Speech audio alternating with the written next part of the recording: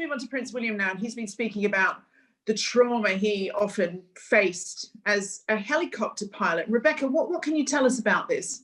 Yeah, so last week, William undertook one of his regular video calls with frontline staff, and he was speaking to them about mental health and the importance of retaining their mental health in this very difficult period in our national life. And during the course of that, he really quite candidly and emotionally opened up about his own experiences as an air ambulance pilot and how he dealt with the trauma of seeing loss of life on a daily or weekly basis. And he made really clear that he found that quite difficult, and sometimes it took him to quite a dark place, and it did have an effect on his family life. And he was saying to them, it was bad for me, but obviously for you who are seeing bereavement in an unprecedented way, it's really important for you to continue to reach out, to be really aware of your mental health and be aware there are services that can help you if you need it. He doesn't wear his heart on his sleeve in the way, for example, his younger brother, Prince Harry, does. And I think these calls do give him an opportunity to speak from real personal experience in a way that he feels comfortable with. I don't think he would feel comfortable with sitting doing a kind of big open heart interview, but when he's talking to people who are facing the same issues that he has experience of, I think he can look them in the eye and speak to them on a really one-to-one level. Richard, how do you think this from William has been received? I think it's been received very well, and he really will have struck a chord across the country, because obviously there's so many people going through difficult times at the moment with the pandemic.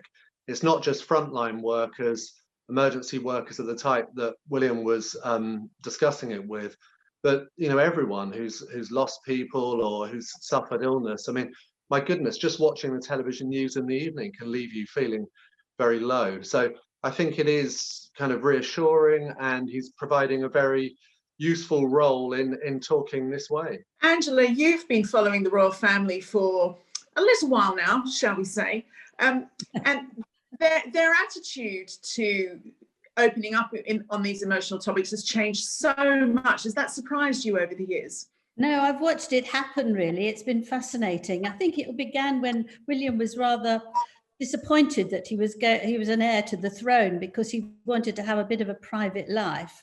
And I think that he and Harry decided they wanted to, what Harry said to me was, make a difference.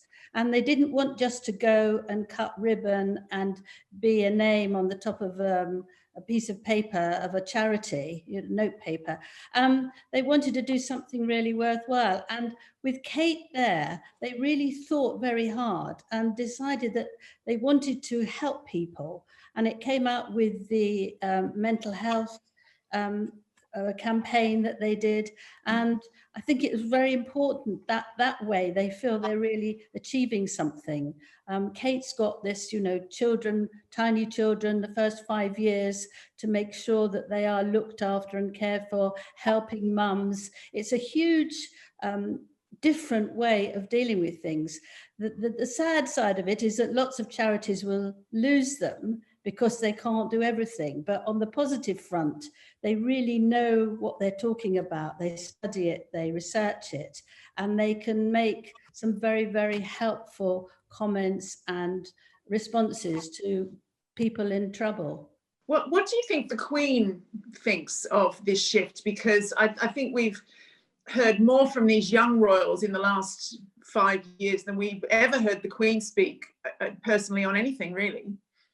I think she would be relieved and delighted, because the monarchy for her is an essential part of her life, and she wants to see that it's solid and will move on, and there'll be heirs and then another heir and another heir. And they are now really doing things that are for the people and with the people. And I think that she couldn't wish for anything more. I think she's hugely relieved.